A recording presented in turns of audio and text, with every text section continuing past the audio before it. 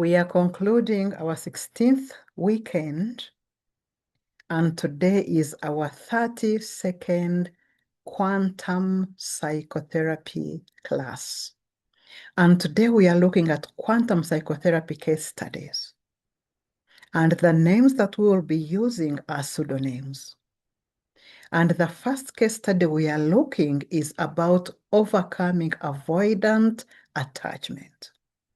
So our client, Chris, who is 30 years, is struggling with chronic loneliness and a pattern of avoiding emotions due to a family history of neglect. So to handle Chris's case of avoidant attachment through a quantum psychotherapy lens, the focus shifts from purely cognitive talk therapy to a process of quantum transformation. And this involves treating his emotional avoidance as a collapsed state of defense that can be reopened through awareness, intention, and energetic shifts. So this is the step-by-step quantum intervention protocol that we'll be using. So first and foremost, we establish the observer field, and we can do this for session 1 and session 2. And the goal for these 2 sessions is to build a secure base using the therapist's own state of peace to regulate Chris's nervous system. So instead of diving into trauma,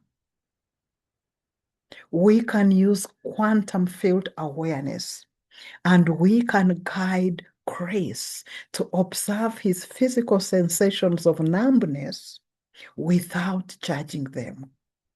And in quantum terms, this observing begins to change the particle of numbness, that rigid emotion, back into a wave of possibility. And the key question here is, where in your body do you feel the wall that keeps others out?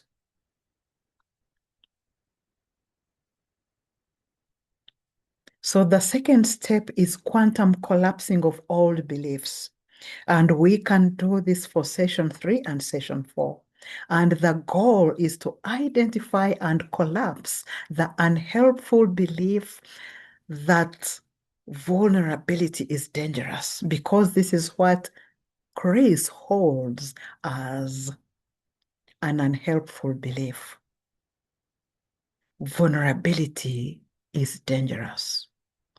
So we use visualization and intention setting, and we have Chris visualize a past moment of neglect.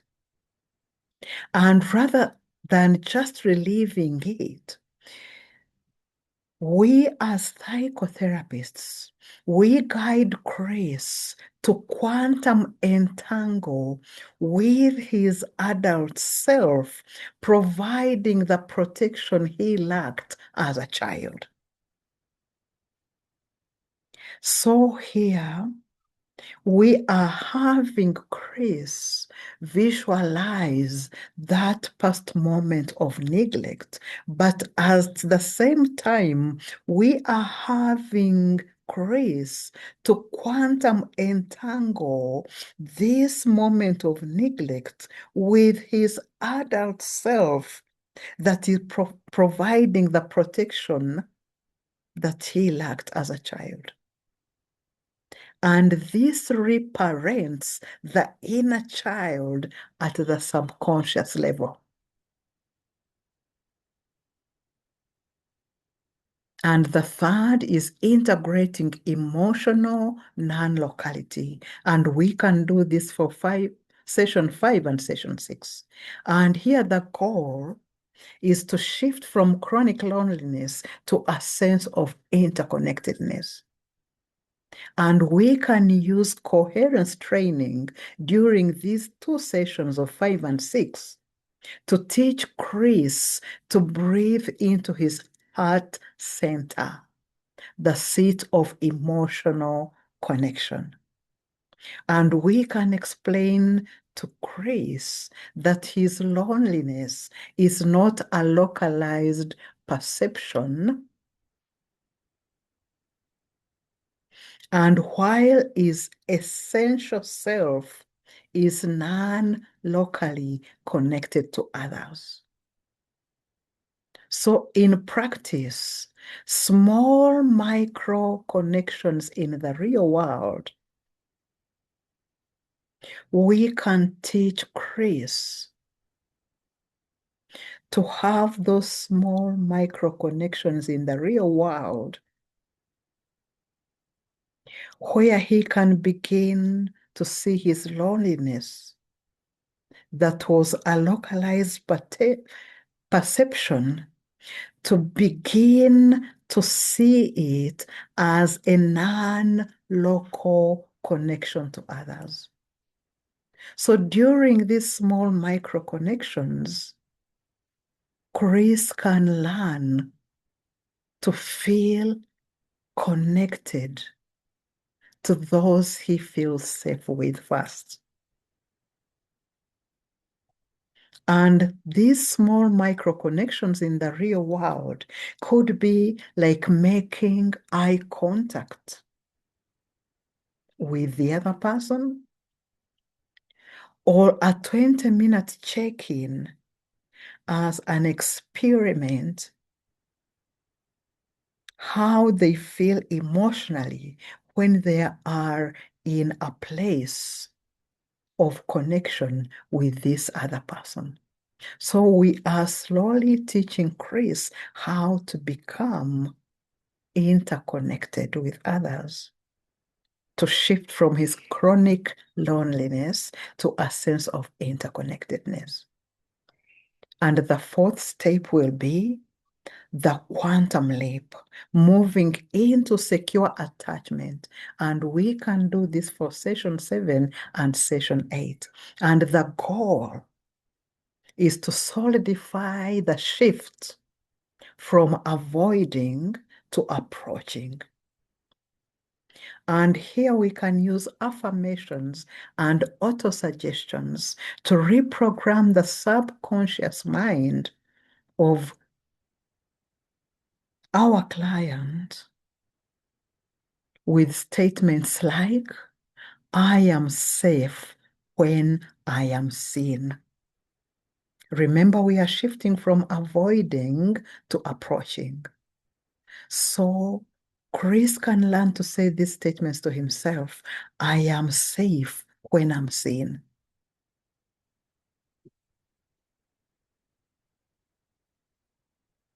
And during these two sessions, session 8 and session 9, we can also use accelerated experiential dynamic psychotherapy principles to celebrate quantum transformations, those sudden moments where he feels warm, no longer numb. We can congratulate him for that, where he can have intimate connection for the first time, that intimate connection for the first time instead of avoiding connection. So the outcome over the 8 sessions we had with Chris underwent a quantum transformation, moving from a state of emotional avoidance to a state of increased self-compassion and quality of life.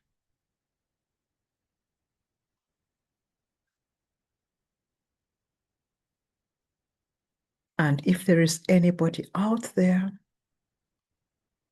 who is still going through what Chris was going through, you can always rewind this replay to see how you can help yourself. Our second case study is about overcoming emotional deadness. Our client, Tom, in his 40s experienced intense emotional deadness and lack of vitality. And to handle a case study of intense emotional deadness in an adult male in his 40s, a systematic therapeutic approach has to focus on safety and on somatic reconnection and processing the underlying causes. So in step 1, we establish safety and stabilization. So for the first 2 sessions, before diving into deep emotions, Tom has to feel safe in the therapeutic relationship with his psychotherapist. And he has to feel this safety in his own body. So in these first 2 sessions, we reframe the deadness, not as a failure, but as a sophisticated survival response that Tom, used. That freeze shutdown meant to protect his system from overwhelming stress or trauma. During these first 2 sessions, we also psychoeducate Tom. And we explain to him the autonomic nervous system, specifically how the body can move out into when we experience overwhelming trauma. Our body can move into a vagal state of shutdown when it perceives too much threat for too long. And our vagus nerve is affected. The dorsal vagus nerve shuts down. So to help Tom during these 2 sessions, we implement grounding techniques such as focusing on physical sensations. Example, feeling the sensations in the feet,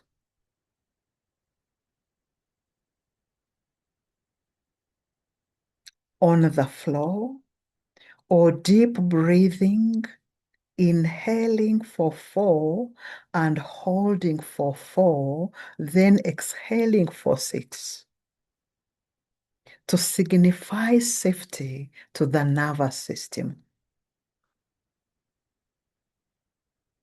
So in the second step,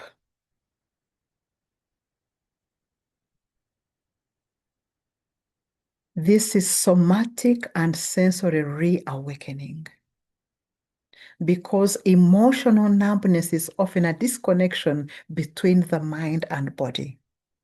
So in our 3rd and 4th session, we can use somatic experiencing to help Tom notice subtle physical sensations such as a tension or a temperature, which often precede unfelt emotions.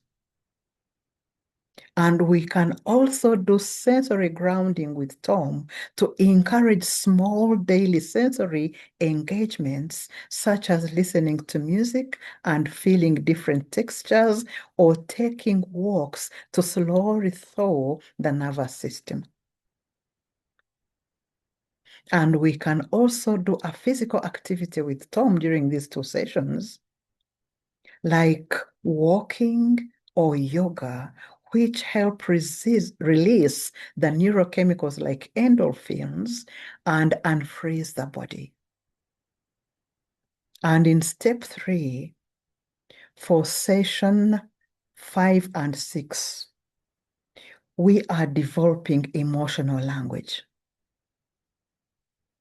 Men in their 40s may struggle with lack of language for their internal states due to social conditioning.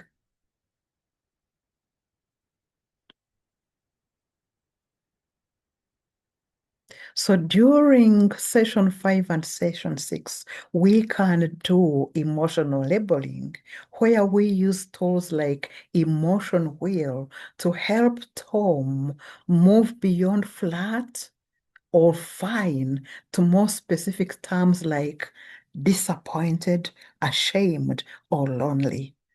And we can also do mindful observation where he can practice mentalizing, reflecting on feelings without judging them to identify patterns of when the numbness intensifies. How does it feel for him when the numbness intensifies? And finally, for sessions 7 and 8, we can do step 4, where we are identifying and processing the root causes. And we can help him with accelerated experiential dynamic psychotherapy, where a quantum change happens due to the focus on rapid transformative emotional processing. And the outcome is a single intensive session focusing on deep emotional exposure and therapist connection. So the client, Tom, reported a deep transformation and a newfound energy aliveness with vitality in his body. We can look at one more case study. And this case study has to do with chronic fatigue and high anxiety linked to fragmented sense of self.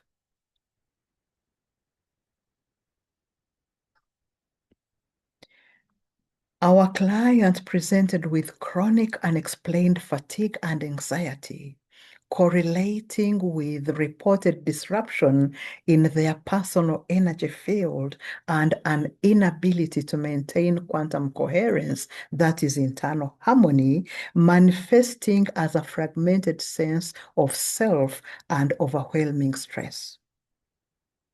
So this is a presentation of chronic fatigue and high anxiety, accompanied by a fragmented sense of self and a subjective experience of energy field disruption, often described as quantum coherence loss. So handling this particular case requires a holistic, patient-centered approach that prioritizes stabilization and safety before attempting deeper interventions. So in the first phase, we do assessment and stabilization for the first 4 sessions. And the goal is to validate the client's experience and ensure safety and stop the cycle of depletion. So we validate and educate, and we acknowledge the severity of the unexplained fatigue and anxiety, and we explain that these symptoms often result from a loss of resilience in the stress system, and that recovery involves finding a new equilibrium, not simply pushing through. We are also, apart from validating and educating, we are also into safety and grounding. So we introduce techniques for reducing anxiety and re-establishing a feeling of safety in the body, e.g. grounding and deep diaphragmatic breathing. And we also identify the energy leaks, and we analyze the client's lifestyle to identify activities that trigger symptom crashes or those that spike anxiety. And the initial somatic assessment, we assess the fragmented self by identifying where the client feels tension, where the client feels numbness or disruption in their body right now, rather than analyzing past events. And in the second phase, that is the management and the reintegration, we focus on rebuilding coherence and internal harmony through pacing and gentle re-regulation. And here we are implementing pacing and envelope theory. So here we are teaching the client to work within their current energy limits. That is the envelope, to avoid overexertion and subsequent crashes. So we are also doing somatic energy work, and we are utilizing the gentle body work, e.g. Reiki, for somatic exercises to help the client to reconnect with fragmented parts of themselves. We are also using mindfulness and coherence training, and we are using mindfulness exercises to help this client be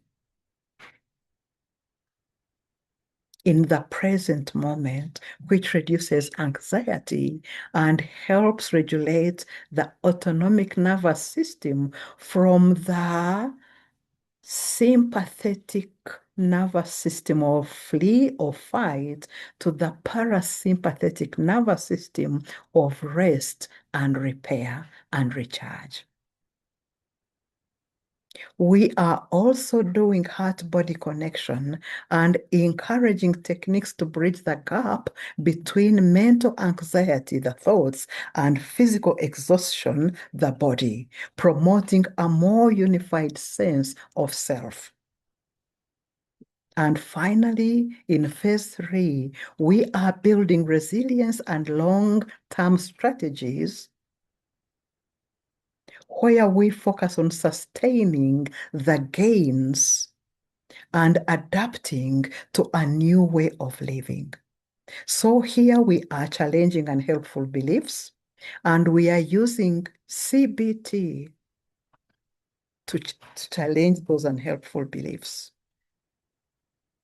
We are also doing gradual reactivation. So only after stabilization, we introduce a very gentle, personalized movement, e.g. gentle stretching or restorative yoga to improve blood flow. But we can stop immediately if fatigue worsens. We can also do integrative supportive nutrition, addressing potential nutritional deficiencies like deficiencies of magnesium and B12 or vitamin D through diet or supplementation to support mitochondrial function for energy release. And lastly, we can establish new self-construct, and we work with the client to define a new sense of self-worth that is not dependent on the high productivity or external validation.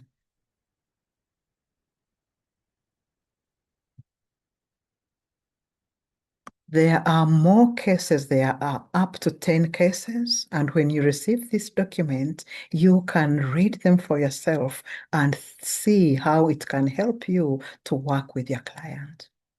So the question I leave with you today, are you becoming conversant with handling psychotherapy cases? Thank you so much for listening. Let's meet next time.